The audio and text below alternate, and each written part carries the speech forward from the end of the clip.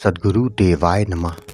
भाइयों बहनों, इस कराल कलिकाल में इतना ही जानना और मानना पर्याप्त है कि भगवत नाम जप एक कल्प वृक्ष है जिसके द्वारा सभी संकट कट जाते हैं और मनोवांछित फल भी प्राप्त होता है। इस कलयुग में न कर्म है, न भक्ति और न ही ज्ञान। राम नाम जप ही एकमात्र आधार है। अतः अपने दैनिक कर्तव्यों के साथ भगवत नाम जप का नियम बना लेना चाहिए, तभी इसका विशेष अनुभव प्राप्त होगा।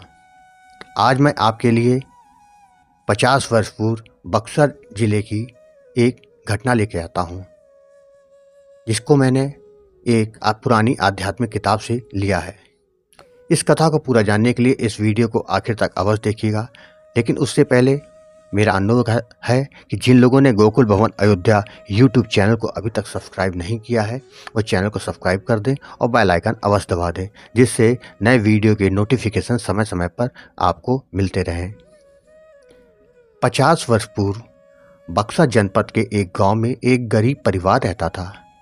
परिवार के मुखिया की एक लंबी बीमारी के बाद मृत्यु हो गई। परिवार में उसकी बूढ़ी विधवा पत्नी, 2 बेटे, बहुएं और 5 बच्चे थे। बेटों ने काम ढूंढने का बड़ा प्रयास किया, किंतु उन्हें कहीं कोई काम न मिला, जिसके कारण घर की हालत दिन प्रतिदिन बिगड़ती जा रही थी। घर में खाने के लिए एक दाना भी नहीं बचा। किसी की समझ में कुछ भी नहीं आ रहा था कि अब घर कैसे चलेगा, छोटे छोटे बच्चों को निवाला कैसे मिलेगा। काम ना मिलने के कारण भीख मांगने तक की नौबत आ चुकी थी। उनके गांव में एक बार अयोध्या की एक संत मंडली आई। बूढ़ी माई को पता चला कि जो संत हैं वो बहुत पहुँचे हुए हैं, अगर उनके पास चला जाए तो कुछ न कुछ भला हो जाएगा। वह अपने परिवार को लेकर वहाँ पहुँच गई। उस वक़्त संत जी प्रवचन दे रहे थे। प्रवचन समाप्त होने के बाद गांववासी वहाँ से चले गए। जब वो लोग वहीं बैठे रहे और गए नहीं, तो संत जी ने उनको अपने पास बुलाया और पूछा, कुछ कहना चाहते हैं आप लोग? कोई कष्ट है? जो कहना है बेहिचक कह दीजिए। इतना सुनते ही बूढ़ी माई फफक कर रो पड़ी। उसने अपना सारा दुखड़ा संत जी को सुना दिया। संत जी ने कहा, ठीक है, तुम क्या कर सकती हो? तो बूढ़ी माई बोली, मैं तो बुढ़िया, मैं क्या कर सकती हूँ? वैसे जो आप बताएंगे मैं वही करूँगी। संत जी ने कहा, अगर ऐसी बात है तो तुम राम राम किया करो, पूरी श्रद्धा और विश्वास के साथ। बूढ़ी माई बोली, हाँ मैं कर सकती हूँ। तो संत ने कहा, तुम जितना हो सके उतना राम राम करो, सब ठीक हो जाएगा। माई के लड़कों से बोले, तुम शहर जाओ, वहाँ मेरे भक्त हैं, उनके यहाँ चले जाओ, तुमको काम मिल जाएगा। संत जी के एक सेवक ने उन्हें वहाँ का पता उनको दे दिया। सभी लोग खुश हो गए और संत जी को दंडवत करके अपने घर चले आए। जैसा कि संत जी ने कहा था, तो माई ने राम राम जपना शुरू कर दिया।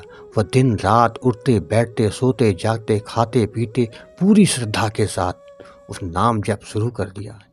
वहीं उसके लड़के शहर जाकर संत के बताए पते पर पहुंच गए। वहां सेठ ने उन दोनों को अपनी कपड़े की दुकान पर रख लिया। काम मिल जाने से घर पे धन आने लगा, गृहस्थी चल पड़ी। माई के नाम जप के प्रभाव से घर का वातावरण सुधरने लगा, पुराने प्रारब्ध कटने लगे। घर में जो भी नेगेटिव एनर्जी थी वो जाने लगी। एक दिन सेठ ने उनको कुछ कपड़े दिए और कहा, जाओ इसको बेच कर आओ, जो लाभ मिलेगा आधा तुम्हारा आधा हमारा। उसके बाद तो उनका काम चल पड़ा। नाम जप के प्रभाव से माई के बेटों